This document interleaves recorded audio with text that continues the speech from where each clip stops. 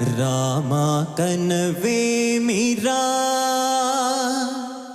రామా కనవేమిరా శ్రీ రఘురామ కనవేమిరా రామ కనవేమిరా రమణీలలామ నవలావణ్య సీమ ధారాపుత్రి సుమగాత్రి ధారాపుత్రి సుమగాత్రి నడయాడి రాగ రామ కనవేమిరా సీతా స్వయంవరం ప్రకటించిన పిమ్మట జనకుని కొలువులో ప్రవేశించే జానకిని సభాసదులందరూ పదే పదే చూడగా శ్రీరామచంద్రమూర్తి కన్నెత్తి చూడడేమని అనుకుంటారు.